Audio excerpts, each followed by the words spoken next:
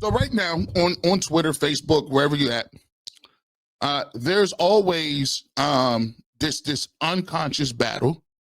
I wouldn't say unconscious. It's more of a subliminal war between what people perceive as Browns fans and Shedeur Sanders fans.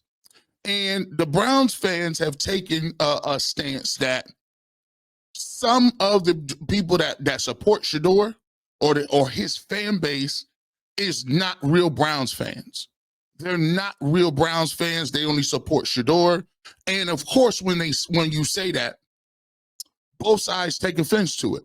On one end, the Cleveland Browns fans saying, you guys aren't real Browns fans. They're upset because they're saying, why aren't you supporting everybody? We support the Browns. You come into the situation and you're supposed to support us. That's what Team Shedeur is on. And the other side is saying, what do you mean you're going to make me just support? I came here with him. I showed up with Shedeur. Like, what are you talking about? I can't root for my guy.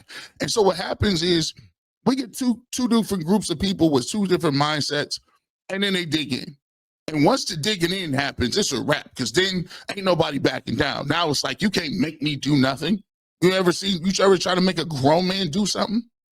Right? Let me give you an analogy. I'll give you an analogy, but before I do that, let's get to a little clip I got here first and foremost off the top. I was on B Watch. Shout out to B Watch. Make sure you go follow him on Twitter. Make sure you follow him. He's a good brother. He represents the Colorado nation. He reached out to me a little bit ago, about a week ago, and I had a great talk with him, man. We talked about faith. We talked about family. We talked about sports. We talked about X's and O's. Just a good dude and had a really good conversation. That clip is up on my page on YouTube, and it's also on his. So I encourage you, if you haven't watched it, make sure you go out and support him. Hit the like button. I had a great time talking to him. I'm looking forward to talking to him again. But in this conversation, I kind of alluded to it to kind of set this topic up. I kind of alluded to this when I was talking to him. And he had asked me point blank, you think we're going to all get along? And I gave him a little quick answer. And let's see if you guys vibe what I'm picking up, and we'll come back and elaborate on that a little bit more right here. Other side, you got the Colorado aunties, the uncles, the supporters, the prime people. They went through something traumatic too. They just saw people get slander somebody who they thought didn't do nothing wrong. And people do victory laps on them in real time. And so they have a very big, real distrust of the media, what you're saying and how it's working. They're not going to come up to the Cleveland media and be like, hey, guys, how you doing? Here's Shedeur. Yeah. I know you're going to love him. We'll go catch you the first game. That ain't how it worked.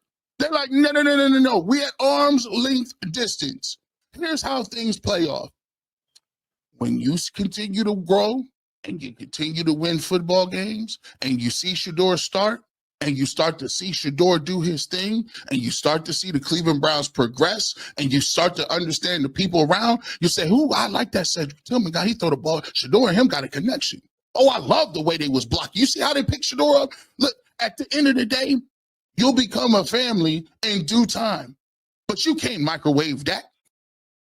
And again, that was courtesy of B Watts. Make sure you go check that out. And you go give him a like and give him a subscribe. And I compare this what I was saying right there. This is an analogy. I've been married twice. First one didn't go so well. Second one, living a dream. Beautiful, it's awesome. Everything is great. So I'm talking to some people out there when it comes to family, and I kind of compare the fan bases to family, right? When you get married to somebody, right? When you get married, you're marrying that person, whether it's your husband or your wife. You are invested in your husband or your wife. When you meet people, you get to know them, you get an attachment to them, and then that's when in-laws come into play. That's when you get people that are in-laws, people like the brother-in-laws, the sister-in-laws, the cousins, the uncles, the grandparents on both sides. You're dating or you're marrying your husband or wife. Your in-laws come with your husband and wife. And when you are having dinner or Thanksgiving dinner for the first time, or you are invited to a family cookout, or you are for the first time going to a birthday party for one of your soon-to-be nieces or nephews, you aren't going to be there immediately looking at you like, oh my gosh, we are best friends. No, you're going to go in there and you're going to say, all right, give me the scout report. You tell your wife, hey, all right, your wife gets you together. Listen, my uncle is a little, he get drunk on that Hennessy. Just laugh it off. It ain't that serious. Or you tell your wife, let me tell you something right now. My aunt, she gonna ask a bunch of inappropriate questions. She all in your business. Do not take offense to it. Yes, that one over there. Give me the scout report. So when you come into a family and you've been indoctrinated into the family, you understand that you're not going to be able to hit it off top with each other. You just hope to develop a relationship over time. You just hope that, you know what? I didn't really like Garrett.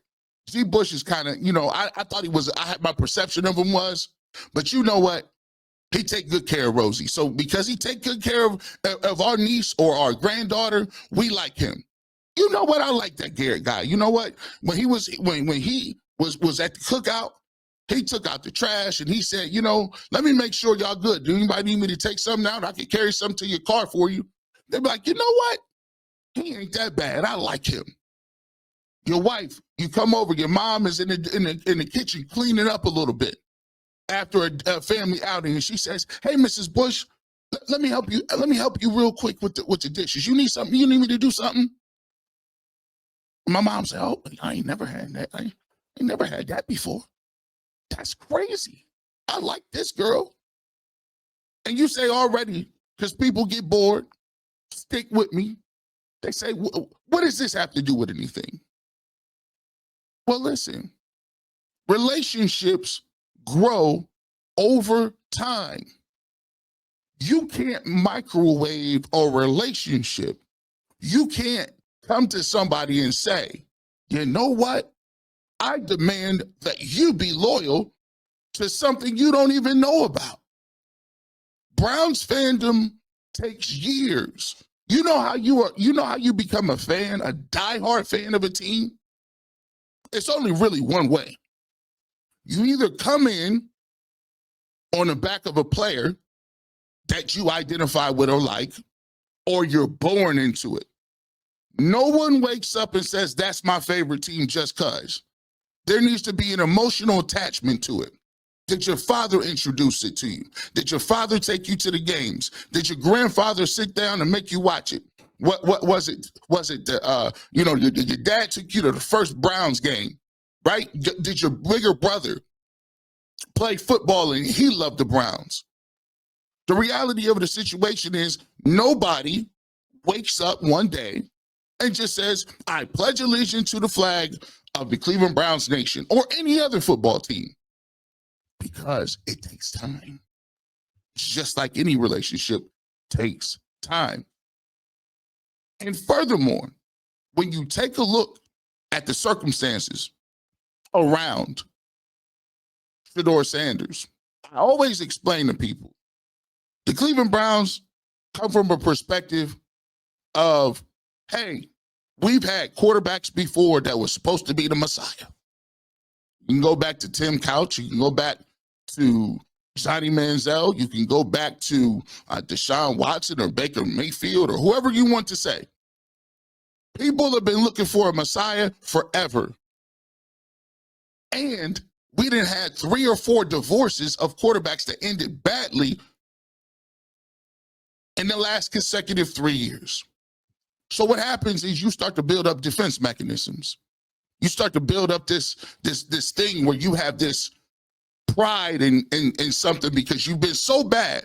You got to develop pride in weird things.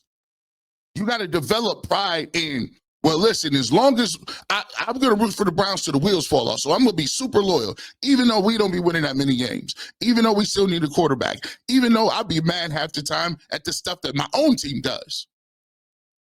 So it forces you. You ever heard the saying, hey, me and my brother can argue, but ain't nobody on the outside better say nothing about my brother. That's up to me to say it, right? We all heard that. We lived that. So when the Cleveland Browns say, you know what? Shedeur Sanders might be good for y'all. But let me tell you what this is. That's Cleveland Browns territory. And in Cleveland Browns territory, you guys are supposed to do X, Y, and Z. It's not the approach. You know why? Because on the opposite end of the spectrum, the Shedeur Sanders fan base is saying like this. Yeah, we came with Shedeur. We here to make sure he get a fair shot at this competition and to support him through what he just has went through. As you see, as I said in that clip, people perceive that he's been done wrong. People perceive that he's been slandered, that his name has been dragged through the mud by anonymous narrative people. You can't tell me who said what. They're asking questions about his father that are borderline intrusive and out of pocket. They asking about, oh, how does it feel to lose that much money? He's getting prank called on national TV. People is coming out the woodworks just to make content because he gets clicks and slandering him. And even when you talk about the competition and even when you play well on the field, there's always the salt at the end of everything. It's yeah, but it's, I don't know why we got to talk about it.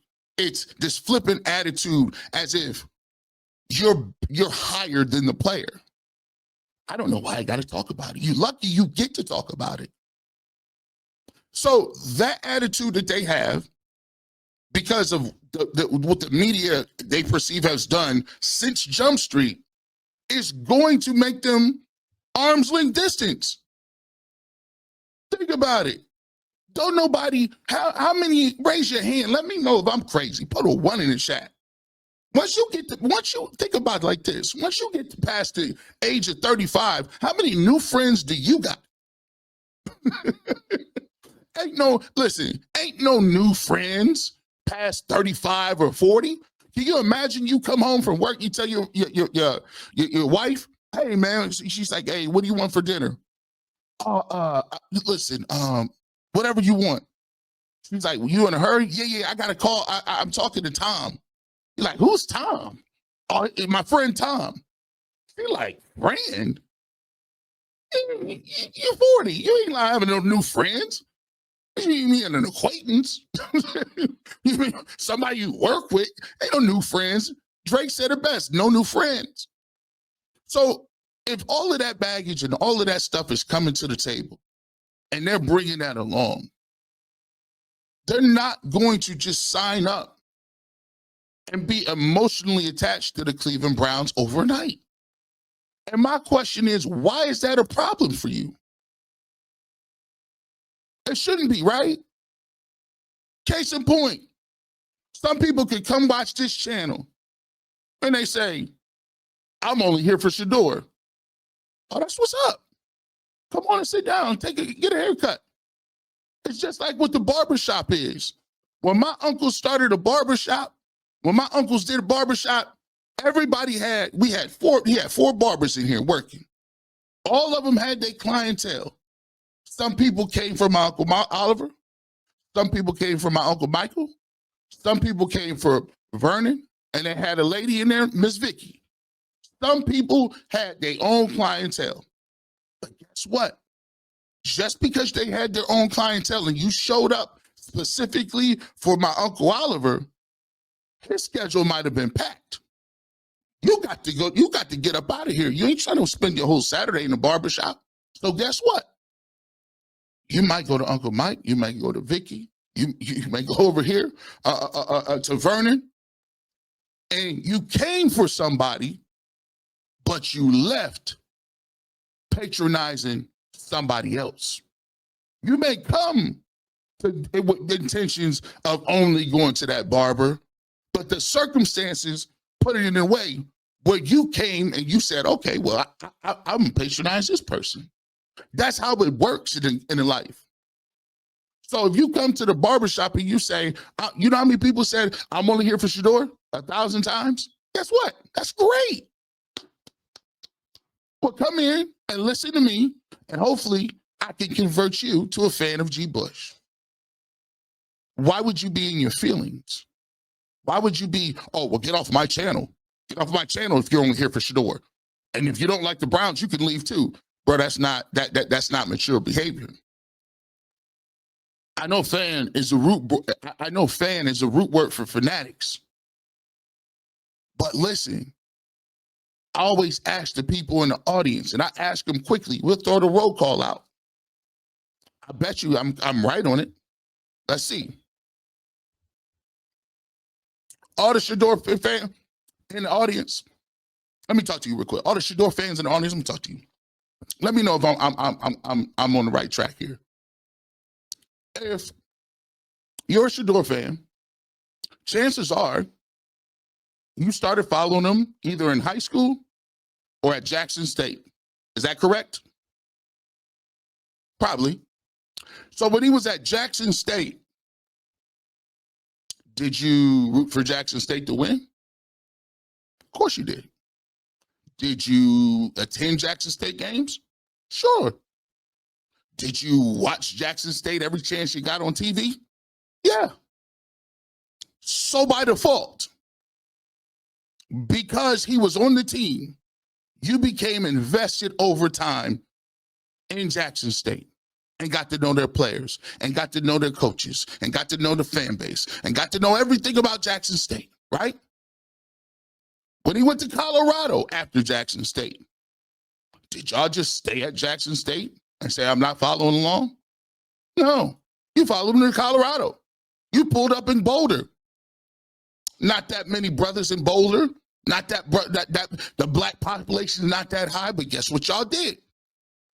They call you the CU aunties now, right? The CU grandmothers, the extended family. When you pulled up to Colorado, did you put that black and gold on? Yeah.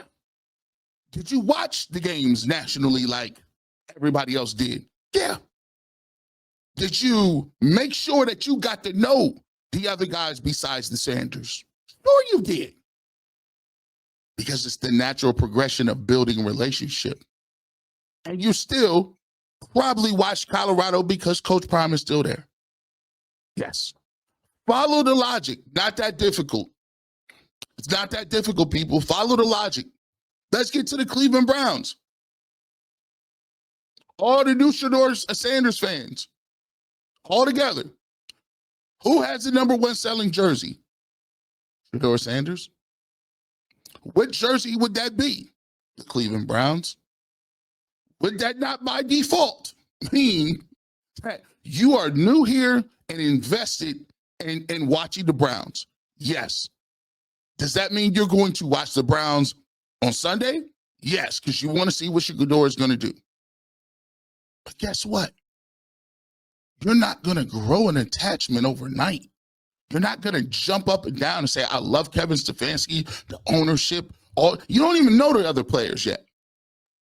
And if you were talking about any other thing, you would never want to microwave a relationship because you would think it's unrealistic. It takes time to get to know the fan base. It takes time to get to know who's on the team. It takes time to even see if Shedeur is going to play. But at the end of the day, when he steps on the field and he plays, hopefully if he plays well, does that not mean you're not only here for Shedeur, but you are here to watch and cheer on the Cleveland Browns? But when you pose it and phrase it in different terms, like you should be grateful, the onus is on you. The onus is on you to come over here and be humble. Come over here because we've won so much. Come over here because we are the quarterback whisperers. All it does is turn you and say, no, I'm going to dig in even harder.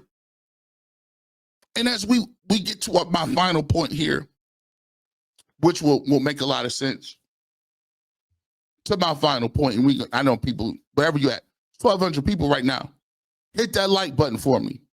Hit it for me.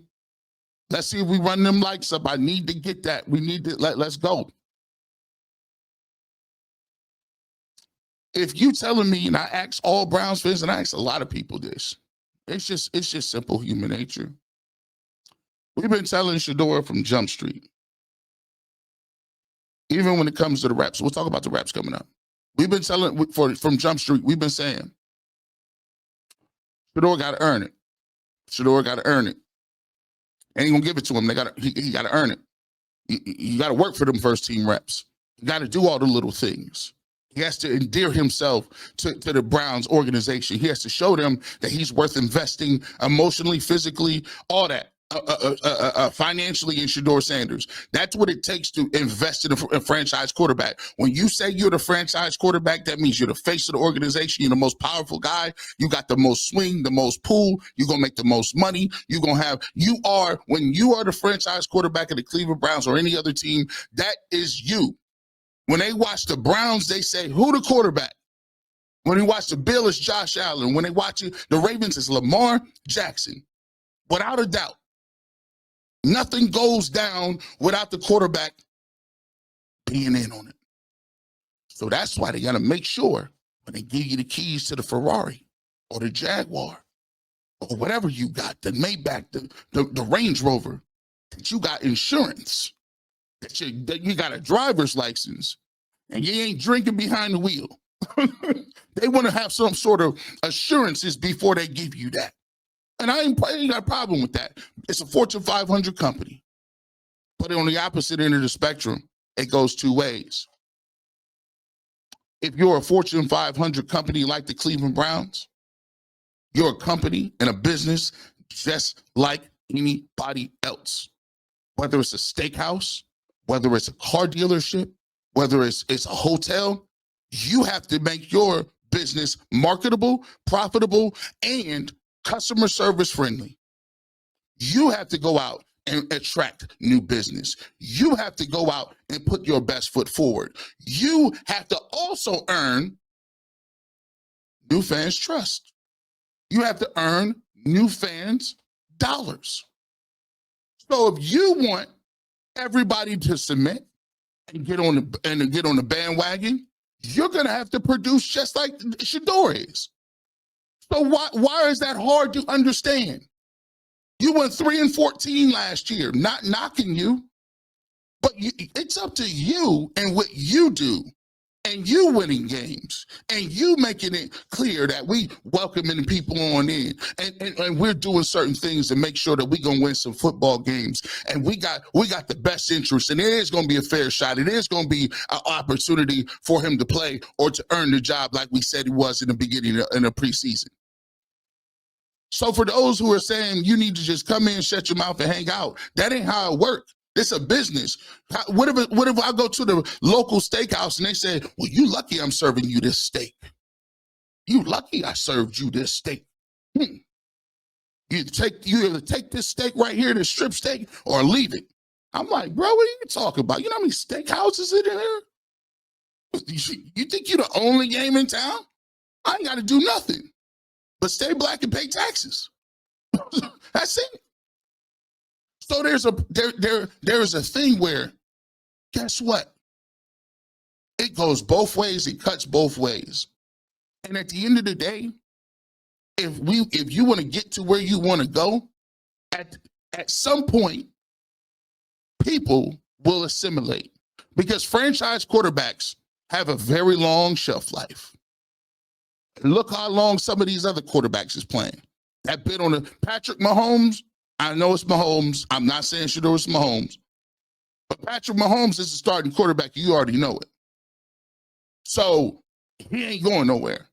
So that means if Shedeur can do and have longevity, that means that fan base ain't going nowhere. As a matter of fact, it'll continue to grow. And if you give it a little time, and if you put it in the oven, and you let it matriculate, if you marinate it, if you put good seasoning on it, and you put it on 275 low and slow, I promise you that brisket or that pulled pork is going to come out tender. I promise you. Low and slow. But if y'all want to put that brisket in the microwave and then sear it off, it's gonna be tough as rubber. And you don't want tough as rubber. Tough as rubber is where we at right now. Tough as rubber is on two opposite ends of the spectrum. It ain't nothing wrong with developing relationships and over time. And my question is, if you are on one end of the spectrum and saying that you believe that Shedeur should earn something over time, that he should be, he's not ready. He should earn it. He should do this and that and the third. He should wait patiently. Why wouldn't you understand if another group of people gonna put you on that same track? Yeah, I'm gonna wait to see what y'all do. You gotta earn my respect. You gotta earn my dollars. You gotta earn my attention. Cuts both ways, people. Cuts both ways. In the show, one of the greatest of all time, The Wire. Oh, in the words of Marlo Stanfield. Oh, so you want it to be one way. It don't go down like that. I ain't asking and begging for nobody's allegiance. If you're here for Shedeur, awesome. Our goal and my goal is to convert everybody to I'm here for Shedeur, the Cleveland Browns, the Barbershop, the Browns community, and that Super Bowl trophy. That's what I'm here for, because I know how it is. One band, one sound. No championships will be won on opposite ends of the spectrum. And at the end of the day, you support Shedeur, take his lead. Shedeur sitting back, looking around. He's unbothered, unfazed. He's been here before, and he's making every bit of every opportunity to get. Whether second, third, 15 reps, he's unfazed, unbothered, and still producing. So maybe, just maybe, we can all just get to continue to know each other. And then one day, we can be one happy family. See what I did there? Let's get to these doggone 582 comments. If I got a question for you, hit the like button wherever you're at. Hit the like button wherever you're at. Let's continue to cook. Let's see what we got here. We cooking. It's going to be hard to get to all of this. Let me see. Put this up a little bit so y'all can catch that. Let me get this down. Here we go. Let it rock. We appreciate the super chat. No funny. 12 throwing TDs and others ain't. I'm just saying. That's facts. He been cooking. He gonna continue to cook too. But here's what I'm most proud about is now, because I feel like I was a catalyst, and this platform was a catalyst to come out with the campaign of, no, just tell the truth. Just tell the truth. Just tell the truth, man. It don't hurt. Like, if he was balling, he was balling. And let me throw this on here too, because I kind of forgot to mention it. I'm going to give some advice, and I'm not going to say no names to nothing. I'm just not going to say it. Excuse me. For me, as I've been watching since the draft or whatever the case may be, here's one thing that has been sticking in my craw a little bit. And I don't like how certain people will act like they're playing a victim now. So when you talk about Shedeur Sanders, and you could straight up just be like, look, Shedeur, 7-9, 3 touchdowns. Yeah, we get it. You know, we understand that don't count. We understand that the stats is what it is. We get that. But you can't continue that when he does well or does something, you can't continue to throw the extra shade at the end of it and then hope that nobody says nothing to you, because they are going to say something to you. If you're running around talking about the Browns picked them because they felt sorry for them, people is going to get on you. I don't understand what you don't understand about that. If you're running around talking about that was incomplete because his foot was on the line, people is going to get on you. People going to look at you crazy. That's what they're going to do. So I don't know why. And then they say, oh, well, they are so vocal. I'm like, because you're saying stuff that you wouldn't say about nobody else. So if you throw a little extra shade on the end of it, why do I have to talk about this? This is wild to me. I mean, it's just preseason. And I mean, he's not getting any reps. It's just so crazy to me. Like, they be turning their head, like, they just be in their emotions, like going crazy. And I'm like, look, let me give you a piece of advice. If you don't want nobody in your comment section, all you got to do is this. It's so easy, a caveman can do it. Hey, look, Shedeur Sanders, he looked really good today. He was on the second field. Dylan Gabriel was over here with Kenny Pickett, Joe Flacco. I thought he threw the ball really well. You take a look, he had a really, really nice throw in the back of the end zone. You know, he's put some days together where he's really looking like he's progressing, doing his thing, and we're gonna see. We're gonna see. Is this performance going to lead to any more reps with the first team? We'll be here to talk about it if that case that happens. But you can only do what you can do with the opportunities presented to you. We'll see if Shedeur Sanders continues to get better and see how this plays out going into minicamp. Nobody who is talking about Shedeur Sanders would have a problem with that. Where they have a problem is, well, listen, I mean, obviously, he's fifth on the depth chart. I mean, look at it. Dylan Gabriel, all of them are getting first-team reps. He's the only guy that didn't get first-team reps. And to be truthful, he's a fifth-round pick. I mean, guys, he's not a franchise quarterback. I mean, look, he's there for a reason. And to be truthful, the only reason they picked him is because, yeah, they're going to get on you on Twitter. Yeah, they are. They're going to talk to you a little bit. They're going to push back. So it's freedom of speech. It's freedom of press. But just be ready to get pushed. In that case, if you throw an extra on the salt on the game, it is what it is. Just stand on what you're saying and keep it pushing. That's all you got to do. Stand on what you're saying. But people want it both ways. You want to say what you want to, but then play victim like somebody is trying to, like, nah, all you got to do is keep it a buck. That's all you got to do. All right. Now I got that out. Let's keep seeing pushing. Let it rock. I appreciate the super chat. D-Bell. We all want the Browns to win. If Shedeur leaves, we cheer against you. I'm 70. Followed his dad, then Shedeur and Shiloh. See, that's the look. I talked about this before. There's not very many ways you get new fans. No one wakes up and just says, I'm a this person fan. There's only really two ways you get grandfathered in.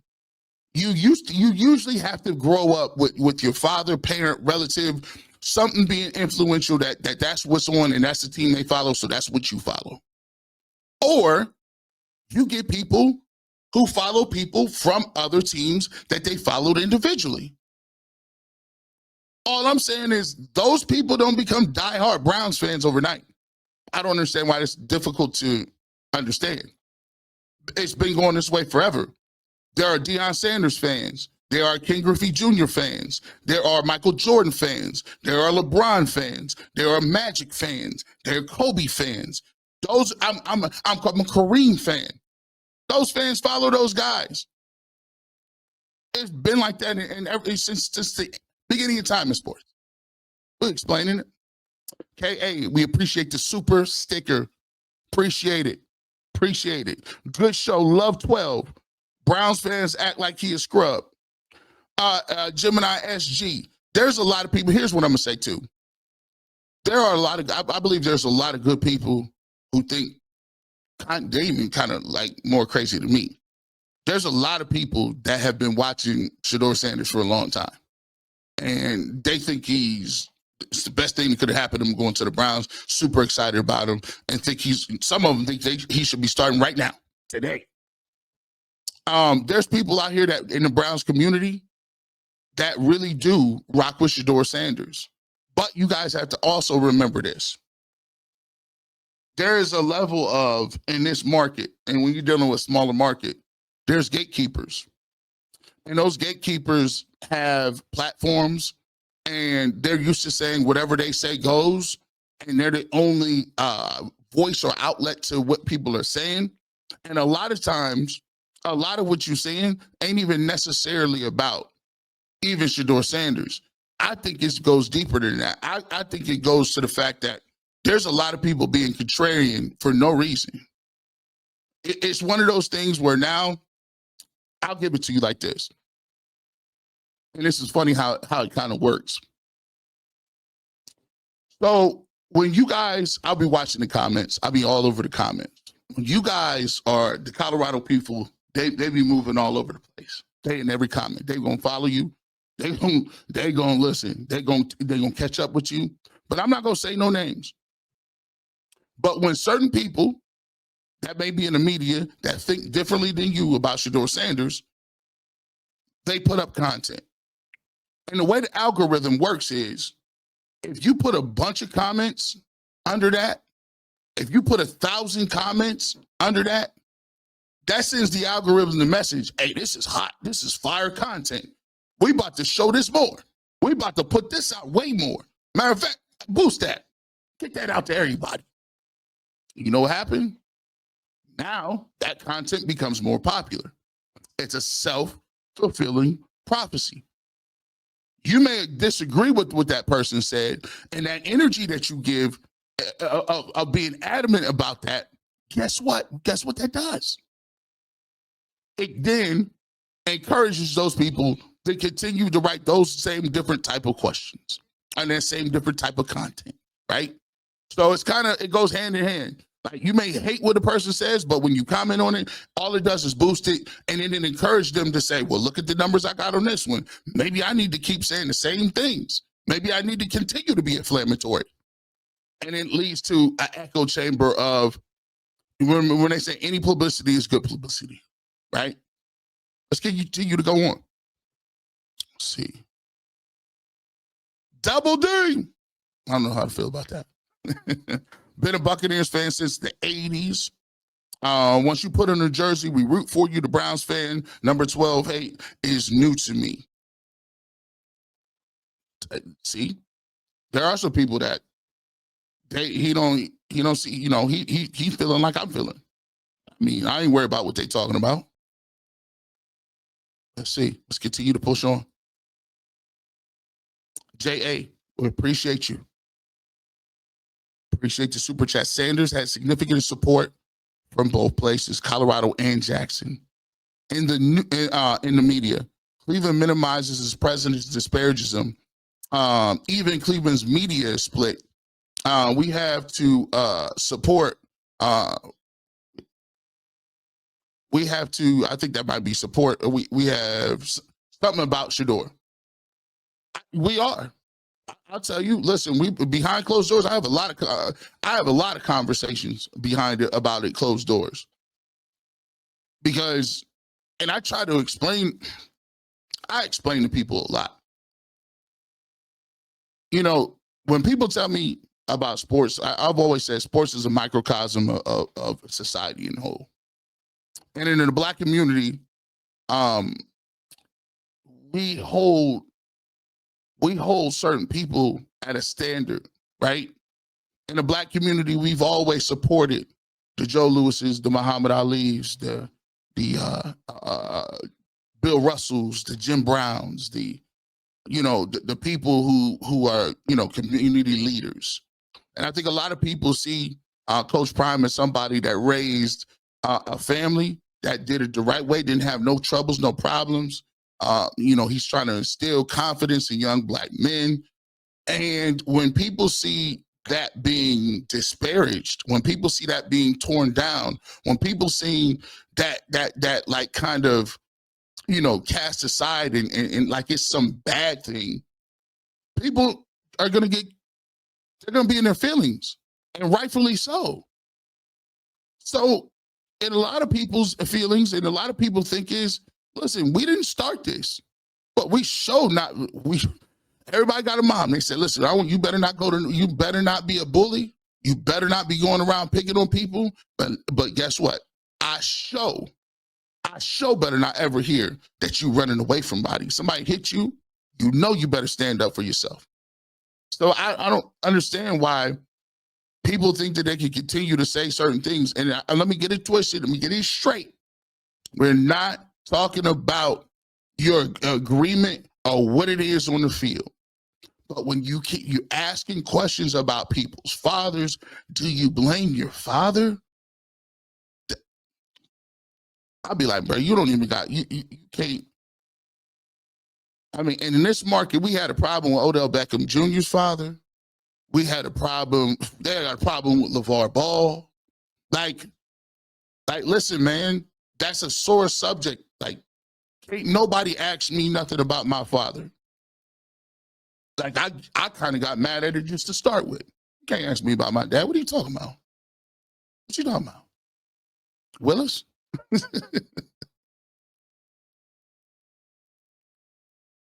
Hey, Gerard Richardson. Don't nobody care about the Cleveland Browns. Only here for Shedeur Sanders. That's it. Hey, man. Salute. Hey, you see everybody out there? Did G. Bush do backflips and go crazy and jump off the top of the roof? Salute, Gerard. I hope 12 kills it. I hope he crushes it. And then one day, you'll say, G. Bush in 3 years, hey, man, I'm a Browns fan. We got to get this win this week against Pittsburgh. It is what it is, man. Salute.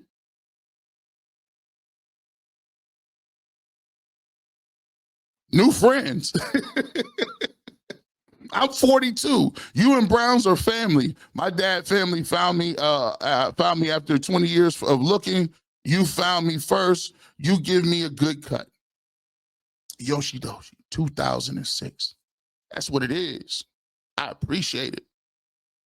Man, hey, man, you can't run around, but that's alarming. That's alarming if you grown, man, you just got some new friends. You can't just get no new friends. What are you talking about? It's detrimental.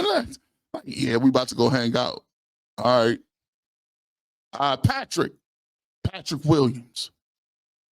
I appreciate the super chat. What baffles me is that some of the Cleveland podcasters and media act like the Browns come from a lineage of quarterbacks that took the Browns to the Super Bowl. Cleveland media judge Shedeur like he's replacing an all-time quarterback, all-time great.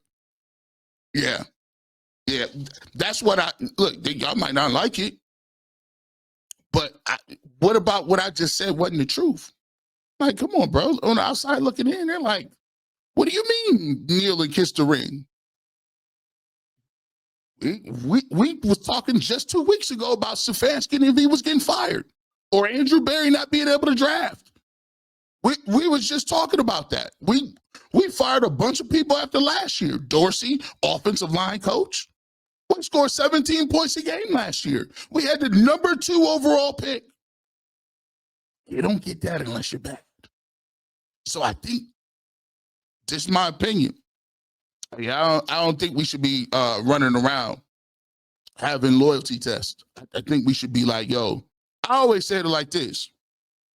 I may laugh and do victory laps, but watch this. Even if Shedeur Sanders comes and at one point in time he becomes a starter and becomes a baller, yeah, I'm going to. If the first show when he becomes a baller and it's in stone, am I going to do a couple victory laps on people that said he was garbage? Sure, but I'm only going to do that maybe once or twice. But after that, I'm just going to come to the table and say, hey, man, come on back here, man. The bandwagon, listen, the bandwagon is always open. Come on back. Everybody missed up a little time. We need as many people as we can to pack that stadium.